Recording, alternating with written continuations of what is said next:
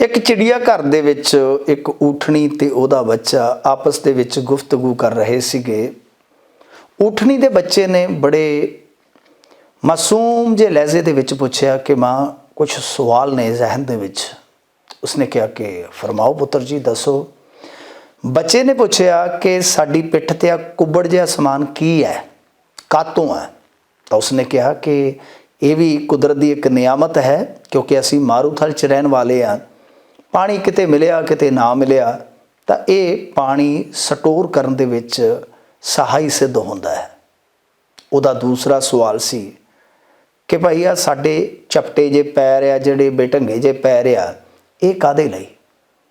ਤਾਂ ਊਠਣੀ ਨੇ ਕਿਹਾ ਕਿ ਬੱਚੇ ਗੱਲ ਇਸ ਤਰ੍ਹਾਂ ਆ ਕਿ ਅਸੀਂ ਰੇਤ 'ਤੇ ਰਹਿੰਦੇ ਹਾਂ, ਰੇਤ 'ਤੇ ਟੁਰਦੇ ਹਾਂ। ਇਸ ਤਰ੍ਹਾਂ ਦੇ ਪੈਰਾਂ ਦੇ ਨਾਲ ਟੁਰਨਾ ਬਹੁਤ ਸੁਖਾਲਾ ਹੋ ਜਾਂਦਾ ਹੈ। ਉਹਦਾ ਅਗਲਾ ਸਵਾਲ ਸੀ ਕਿ ਆ ਸਾਡੀਆਂ ਅੱਖਾਂ 'ਤੇ ਜਿਹੜੇ ਵਾਲ ਨੇ ਲੰਬੇ ਲੰਬੇ ਮੋਟੇ ਮੋਟੇ, ਭਾਈ ਇਹ ਕਾਹਤੋਂ?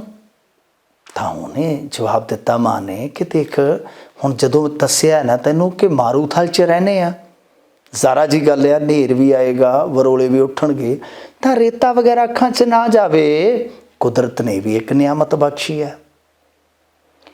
ਉਸ ਮਾਸੂਮ ਨੇ ਜਾਂ ਕਹਿ ਲਓ ਊਠਣੀ ਦੇ ਬੱਚੇ ਨੇ ਜੋ ਅਗਲਾ ਸਵਾਲ ਕੀਤਾ, ਉਹ ਊਠਣੀ ਨੂੰ ਲਾਜਵਾਬ ਕਰ ਗਿਆ। ਉਹਦਾ ਅਗਲਾ ਸਵਾਲ ਸੀ ਕਿ ਜੇ ਸਾਰਾ ਕੁਝ ਮਾਰੂਥਲ ਵਾਲਾ ਸਾਨੂੰ ਮਿਲਿਆ ਹੋਇਆ ਫਿਰ ਅਸੀਂ ਇੱਥੇ ਕੀ ਕਰਦੇ ਹਾਂ? ਸਾਰਿਆਂ ਨੂੰ ਸਤਿ ਸ੍ਰੀ ਅਕਾਲ। ਇਸ ਸਵਾਲ ਦੇ ਨਾਲ ਹੀ ਸ਼ੁਰੂਆਤ ਕਰਾਂਗੇ। ਤੁਹਾਡੇ ਵਿੱਚੋਂ ਬਹੁਤ ਸਾਰਿਆਂ ਨੇ ਰੌਕਟਰੀ ਮੂਵੀ ਦੇਖੀ ਹੋਣੀ ਹੈ, ਬੜੀ ਜ਼ਬਰਦਸਤ ਮੂਵੀ, ਬੜਾ ਜ਼ਬਰਦਸਤ ਉਹਦੇ ਵਿੱਚ ਰੋਲ ਪਲੇ ਕੀਤਾ ਮਾਧਵਨ ਨੇ। ਅੱਜ ਅਸੀਂ ਇਸ ਕੇਸ ਦੀ ਗੱਲ ਕਰਾਂਗੇ ਜੋ ਇੱਕ ਸੱਚੀ ਘਟਨਾ 'ਤੇ ਆਧਾਰਿਤ ਹੈ, ਜਿਹਦੇ 'ਤੇ ਗਾਂਹ ਜਾ ਕੇ ਮੂਵੀ ਬਣਦੀ ਹੈ। ਇੱਕ ਕਿਤਾਬ ਵੀ ਲਿਖੀ ਗਈ ਹੈ ਉਸ ਲੇਖਕ ਦਾ ਜਾਂ ਉਸ ਵਿਗਿਆਨਕ ਦਾ ਜਿਹਦੀ ਜ਼ਿੰਦਗੀ 'ਤੇ ਇਹ ਫਿਲਮ ਬਣੀ ਹੈ। ਨਾਮ ਹੈ ਨਾਮੀ ਨਾਰਾਇਣਨ। ਵੈਸੇ ਪੂਰਾ ਨਾਮ ਹੈ ਐਸ ਨਾਮੀ ਨਾਰਾਇਣਨ।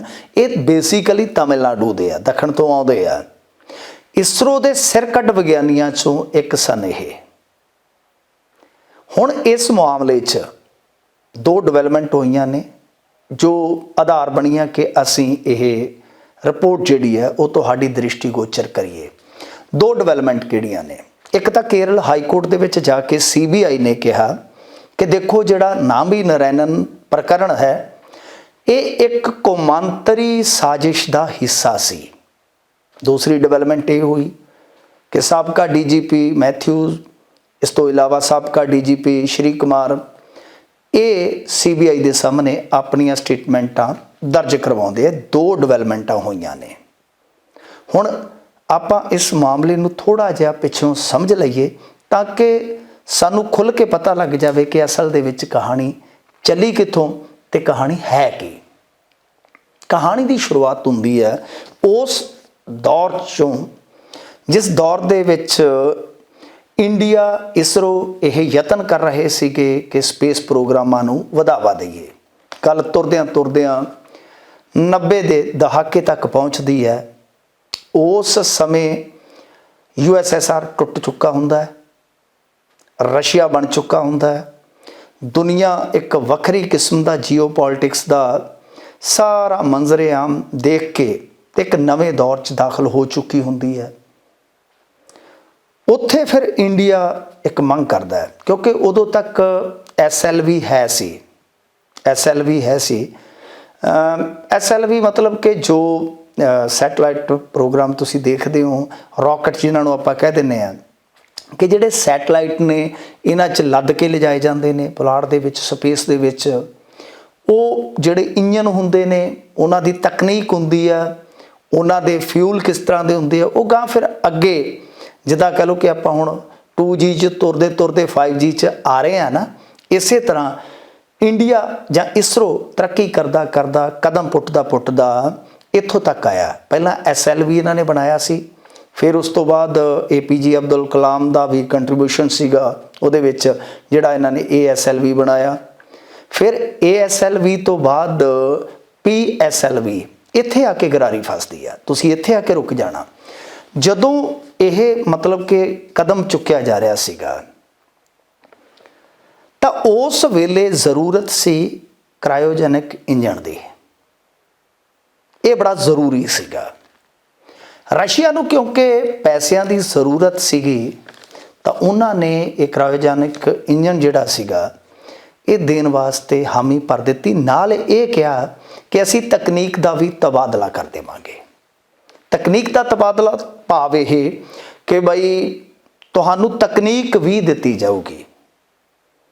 ਜਦੋਂ ਇਹ ਡੀਲ ਹੋ ਰਹੀ ਸੀਗੀ ਤਾਂ US ਦੇ ਢਿੱਡ 'ਚ ਵੱਟ ਉੱਠ ਗਿਆ। ਉਹਨਾਂ ਨੇ ਇਤਰਾਜ਼ ਕਰ ਦਿੱਤਾ ਕਿ ਕਿੱਦਾਂ ਬਈ ਕੁਛ ਮਤਲਬ ਕਿ ਜਿਹੜੀਆਂ ਉਸ ਟਾਈਮ ਸੰਧੀਆਂ ਵਗੈਰਾ ਸੀਗੀਆਂ ਮਿਜ਼ਾਈਲ ਪ੍ਰੋਗਰਾਮਾਂ ਸੰਬੰਧੀ ਮੁਤਲਕ, ਤਾਂ ਉਹਨਾਂ ਨੇ ਕਿਹਾ ਕਿ ਜੇਕਰ ਇਸ ਤਰ੍ਹਾਂ ਦੀ ਤਕਨੀਕ ਇੰਡੀਆ ਕੋਲ ਆ ਜਾਏਗੀ ਤਾਂ ਇਹ ਗਲਤ ਹੋਏਗਾ। ਰਸ਼ੀਆ ਉਸ ਸਮੇਂ ਫਿਰ ਇਸ ਡੀਲ ਤੋਂ ਪਿੱਛੇ ਹਟ ਜਾਂਦਾ। ਹਾਲਾਂਕਿ ਫਰਾਂਸ ਦਾ ਵੀ ਜ਼ਿਕਰ ਆਉਂਦਾ ਹੈ। ਇਸ ਮੂਵੀ ਨੂੰ ਵੀ ਜੇ ਤੁਸੀਂ ਧਿਆਨ ਨਾਲ ਦੇਖੋਗੇ ਤਾਂ ਨਾਭੀ ਨਾਰਾਇਣਨ ਜੀ ਫਰਾਂਸ ਜਾਂਦੇ ਦਿਖਾਈ ਦੇਣਗੇ। ਅੱਛਾ, ਰਸ਼ੀਆ ਪਿੱਛੇ ਹਟ ਗਿਆ ਤਾਂ ਇੰਡੀਆ ਨੇ ਕਿਹਾ ਕਿ ਚਲੋ ਠੀਕ ਆ, ਤੁਸੀਂ ਤਕਨੀਕ ਦਾ ਤਬਾਦਲਾ ਨਾ ਕਰੋ, ਸਾਨੂੰ ਤਕਨੀਕ ਨਾ ਦਿਓ, ਪਰ ਘੱਟੋ ਘੱਟ ਕੁਝ ਇੰਜਣ ਜ਼ਰੂਰ ਦੇ ਦਿਓ।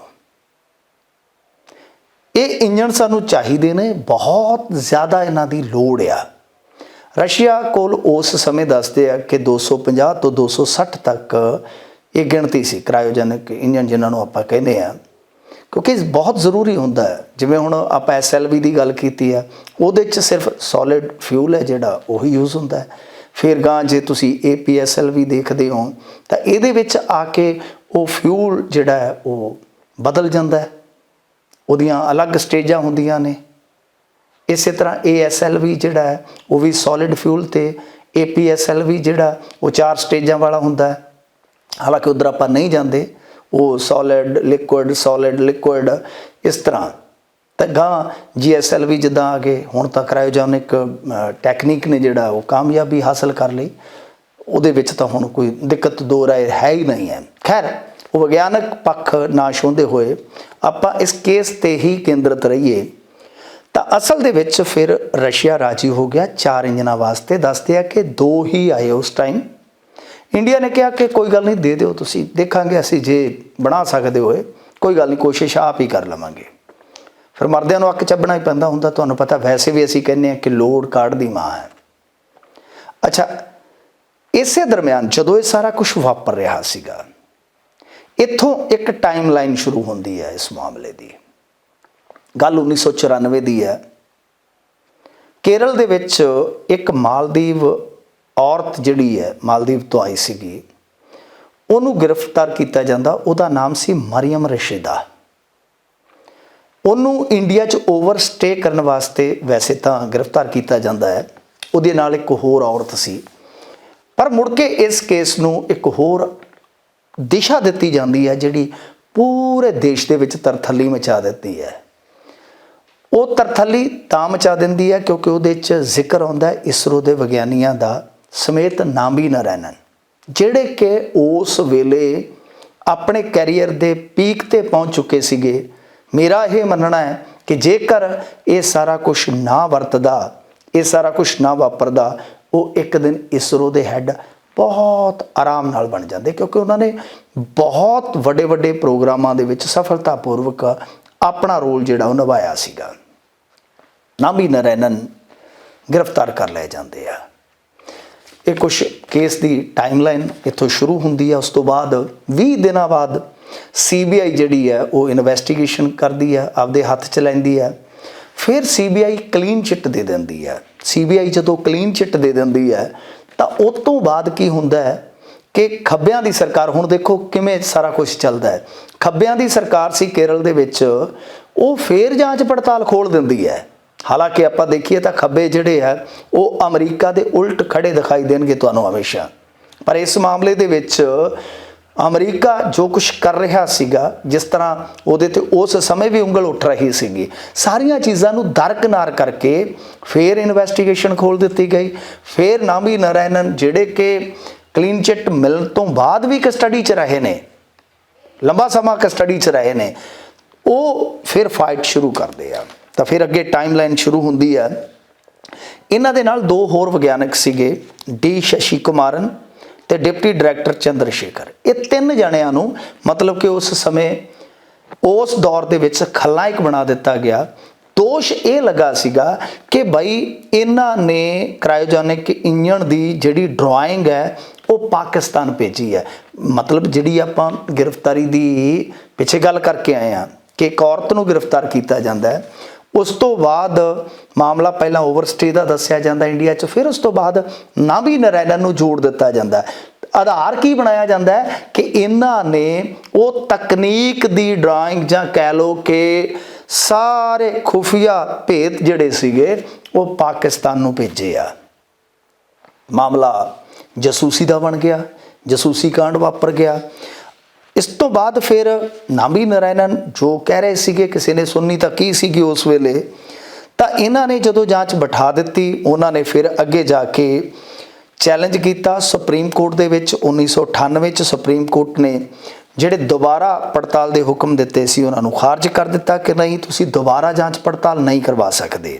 ਇਸ ਤੋਂ ਬਾਅਦ ਫਿਰ 1999 'ਚ ਇਹ ਟਾਈਮਲਾਈਨ ਬਹੁਤ ਮਹੱਤਵਪੂਰਨ ਹੈ।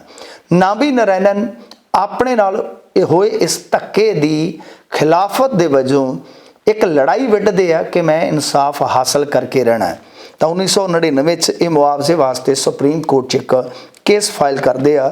ਸਾਲ 2001 ਦੇ ਵਿੱਚ ਮਨੁੱਖੀ ਅਧਿਕਾਰ ਕਮਿਸ਼ਨ ਹੈ ਜਿਹੜਾ, ਉਹਦੇ ਕੋਲ ਇੱਕ ਮੁਆਵਜ਼ੇ ਦਾ ਮਾਮਲਾ ਜਾਂਦਾ ਹੈ ਕਿ ਤੁਸੀਂ ਮੁਆਵਜ਼ਾ ਦਿਓ। ਪਰ ਹੁੰਦਾ ਕੀ ਹੈ ਕਿ ਸਰਕਾਰ ਨੇ ਇਸ ਮਾਮਲੇ ਦੇ ਵਿੱਚ ਫਿਰ ਇੱਕ ਚੈਲੰਜ ਕਰ ਦਿੱਤਾ। ਮਤਲਬ ਜਦੋਂ ਮਨੁੱਖੀ ਅਧਿਕਾਰ ਕਮਿਸ਼ਨ ਕੋਲ ਮਾਮਲਾ ਗਿਆ, ਮੁਆਵਜ਼ੇ ਦੇ ਹੁਕਮ ਹੋ ਗਏ ਹੋਣੇ ਆ, ਜ਼ਰਾ ਜੀ ਗੱਲ ਆ, ਤਾਂ ਉਸ ਤੋਂ ਬਾਅਦ ਫਿਰ ਜਿਹੜੀ ਸਰਕਾਰ ਹੈ ਉਸ ਫੈਸਲੇ ਦੇ ਉਲਟ ਉੱਤੇ ਚਲੇ ਜਾਂਦੀ ਹੈ ਕੋਰਟ 'ਚ ਕਿ ਨਹੀਂ ਨਹੀਂ ਇਹਨੂੰ ਮੁਆਵਜ਼ਾ ਨਹੀਂ ਮਿਲਣਾ ਚਾਹੀਦਾ। ਤਾਂ ਖੈਰ ਹਾਈ ਕੋਰਟ ਨੇ ਰਾਜ ਸਰਕਾਰ ਦੇ ਇਸ ਹੁਕਮ ਨੂੰ ਫੇਰ ਖਾਰਜ ਕਰ ਦਿੱਤਾ ਤੇ ਨਰਾਇਣਨ ਜੀ ਨੂੰ ਕਿਹਾ ਗਿਆ ਕਿ ਤੁਸੀਂ 10 ਲੱਖ ਰੁਪਈਆ ਮੁਆਵਜ਼ਾ ਲੈਣ ਦੇ ਹੱਕਦਾਰ ਹੋ।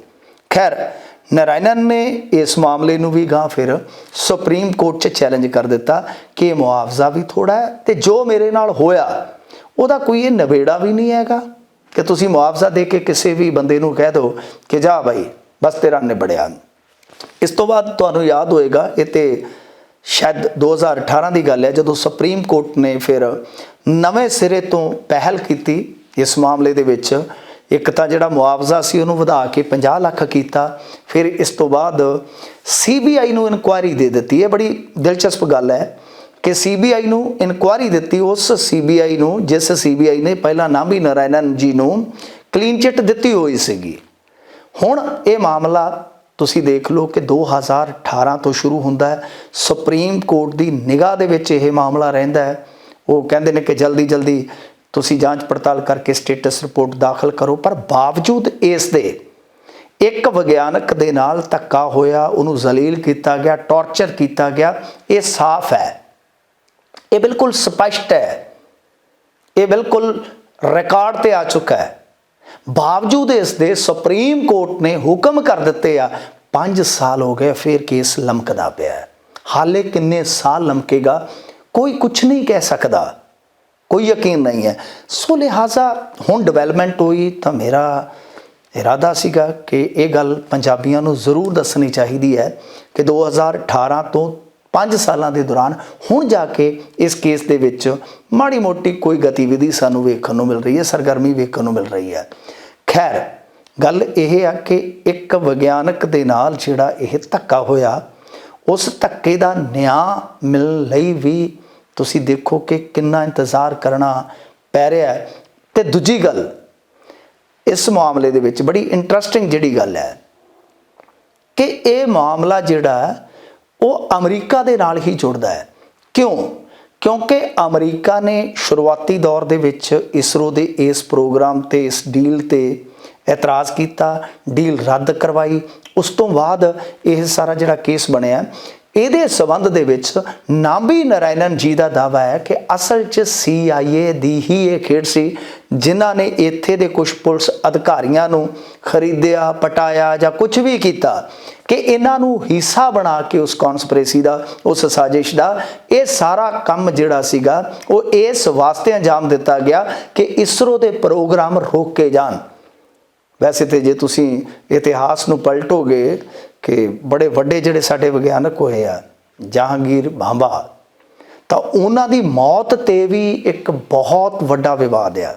ਇਹ ਦੱਸਿਆ ਜਾਂਦਾ ਹੈ, ਇਹ ਥਿਊਰੀ ਦਿੱਤੀ ਜਾਂਦੀ ਹੈ ਕਿ ਉਹ ਕੰਮ ਵੀ ਸ਼ਾਇਦ CIA ਦਾ ਹੈ। ਹਾਲਾਂਕਿ ਇਹਦੇ ਬਾਰੇ ਕੋਈ ਪੱਕਾ ਦਸਤਾਵੇਜ਼ ਨਹੀਂ ਹੈ, ਕਾਊਂਟਰ ਬਹਿਸ ਹੈ, ਦਸਤਾਵੇਜ਼ ਕੁਝ ਆਉਂਦੇ ਨੇ, ਕੁਝ ਉੱਧਰੋਂ ਆਉਂਦੇ ਨੇ, ਕੁਝ ਉੱਧਰੋਂ ਆਉਂਦੇ ਨੇ, ਤੱਥ ਇਸ ਤਰ੍ਹਾਂ ਪਬਲਿਕ ਡੋਮੇਨ 'ਚ ਪਏ ਨੇ।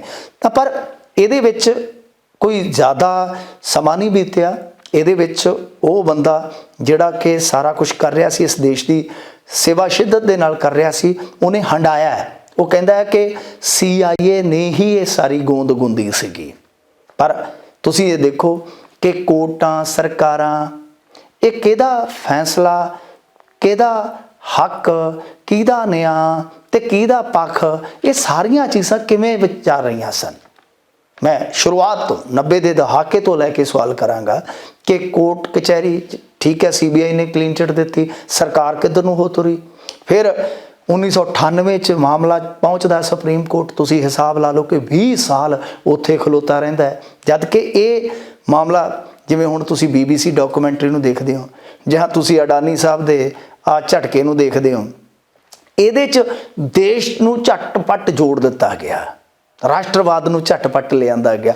ਜਿੱਥੇ ਅਸਲ 'ਚ ਦੇਸ਼ ਦੀ ਸਿਕਿਉਰਿਟੀ ਜੁੜਦੀ ਹੈ, ਜਿੱਥੇ ਅਸਲ ਦੇ ਵਿੱਚ ਪੁਲਿਸ ਦੇ ਰੂਪ ਦੇ ਵਿੱਚ ਕੁਝ ਦੇਸ਼ ਦੇ ਗਦਾਰਾਂ ਦਾ ਮਸਲਾ ਜੁੜਦਾ ਹੈ, ਉੱਥੇ ਵੇਖੋ ਕਿ ਕੋਰਟਾਂ ਜਿਹੜੀਆਂ ਨੇ ਕਿਸ ਤਰ੍ਹਾਂ ਕੰਮ ਕਰਦੀਆਂ ਨਜ਼ਰ ਆਉਂਦੀਆਂ ਨੇ। ਖੈਰ, ਆਂਦੇ ਹੁੰਦੇ ਆ ਕਿ ਕੋਈ ਵੀ ਦੇਸ਼ ਉਦੋਂ ਤੱਕ ਮਹਾਨ ਨਹੀਂ ਬਣ ਸਕਦਾ ਜਦੋਂ ਤੱਕ ਉਹ ਆਪਣੇ ਮਹਾਨ ਬੰਦਿਆਂ ਦੀ ਇੱਜ਼ਤ ਨਹੀਂ ਕਰਦਾ।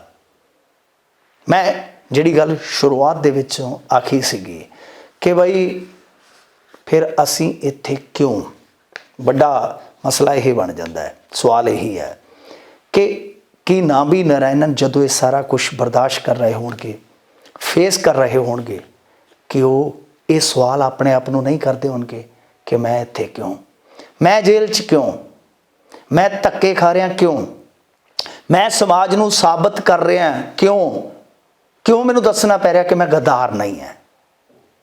ਇਹ ਸਾਰੀਆਂ ਚੀਜ਼ਾਂ ਇਸ ਕਰਕੇ ਅਸੀਂ ਦੱਸੀਆਂ ਨੇ ਕਿ ਬਹੁਤ ਸਾਰੇ ਲੋਕ, ਐਸੇ ਲੋਕ ਜਿਹੜੇ ਕਿ ਬਹੁਤ ਘਾਲ ਕੇ ਉੱਤੇ ਤੱਕ ਚਲੇ ਜਾਂਦੇ ਆ, ਪਰ ਉਹਨਾਂ ਨਾਲ ਵੀ ਧੱਕੇ ਹੋ ਜਾਂਦੇ ਆ। ਖੈਰ, ਵੈਸੇ ਜੇ ਤੁਸੀਂ ਦੇਖੋਗੇ ਤਾਂ ਇਸ ਸਿਪਾਹੀ ਦੀ ਜਿਹੜੀ ਹਿਸਟਰੀ ਹੈ, ਇਹਦੇ ਵਿੱਚ ਤੇ ਬੜੀਆਂ ਕੜੀਆਂ ਨੇ। ਹਾਲ ਦੇ ਦਿਨਾਂ ਦੇ ਵਿੱਚ ਵੀ ਤੁਸੀਂ ਦੇਖਿਆ ਹੋਣਾ, ਈਰਾਨ ਦੇ ਵਿੱਚ ਇੱਕ ਫਾਂਸੀ ਲੱਗੀ ਹੈ। ਈਰਾਨ ਦੇ ਵਿੱਚ ਜਿਸ ਨੂੰ ਫਾਂਸੀ ਲਾਈ ਗਈ, ਅਕਬਾਰੀ ਉਹਦਾ ਨਾਮ ਸੀਗਾ, ਅਲੀ ਰਜ਼ਾ ਅਕਬਾਰੀ, ਉਹਦੇ ਤੇ ਵੀ ਇਹੀ ਦੋਸ਼ ਹੈ ਕਿ MI6 ਨੂੰ ਉਹਨੇ ਸਾਰੀ ਜਾਣਕਾਰੀ ਦੇ ਦਿੱਤੀ, ਕਿਉਂਕਿ ਉਹ ਮੁੜ ਕੇ UK ਦਾ ਨਾਗਰਿਕ ਬਣ ਗਿਆ ਸੀਗਾ ਤੇ UK ਨੇ ਉਹ ਸਾਰੀ ਜਿਹੜੀ ਜਾਣਕਾਰੀ ਇਜ਼ਰਾਈਲ ਨੂੰ ਦਿੱਤੀ ਤੇ ਇਜ਼ਰਾਈਲ ਨੇ ਹਮਲਾ ਕਰਕੇ ਉਹਨਾਂ ਦਾ ਵਿਗਿਆਨਕ ਮਾਰਿਆ ਸੀ, ਇੱਕ ਹਮਲਾ ਹੋਰ ਕੀਤਾ ਸੀਗਾ। ਸੋ ਇਹ ਆਪਣੇ ਆਪ ਦੇ ਵਿੱਚ ਇੱਕ ਹਿਸਟਰੀ ਹੈ, ਪਰ ਇੰਡੀਆ ਦੀ ਹਿਸਟਰੀ 'ਚ ਇੱਕ ਕਾਲਾ ਚੈਪਟਰ ਆ ਕਿ ਨਾਭੀ ਨਾਰਾਇਣਨ ਦਾ ਕੇਸ ਜੇ 20 ਸਾਲ ਬਾਅਦ ਸੁਪਰੀਮ ਕੋਰਟ 'ਚੋਂ ਨਿਕਲਿਆ ਤਾਂ ਅੱਜ ਵੀ 5 ਸਾਲ ਬੀਤ ਗਿਆ, ਹਾਲੇ ਵੀ ਮਾਮਲਾ ਸਟੇਟਮੈਂਟਾਂ ਤੇ ਹੀ ਖਲੋਤਾ ਹੈ। ਹਾਲੇ ਵੀ ਮਾਮਲਾ ਜਿਹੜਾ ਹੈ ਉਹ ਸਿਰਫ ਕੋਰਟ ਦੇ ਵਿੱਚ ਜਵਾਬਾਂ ਤੱਕ ਹੀ ਮਹਿਦੂਦ ਆ। ਦੇਖਦੇ ਹਾਂ ਇਹਦੇ 'ਚ ਅੱਗੇ ਕੀ ਹੁੰਦਾ। ਖੈਰ, ਅਗਲੀ ਵਾਰੀ ਫੇਰ ਸਹੀ। ਸਾਰਿਆਂ ਨੂੰ ਸਤਿ ਸ੍ਰੀ ਅਕਾਲ।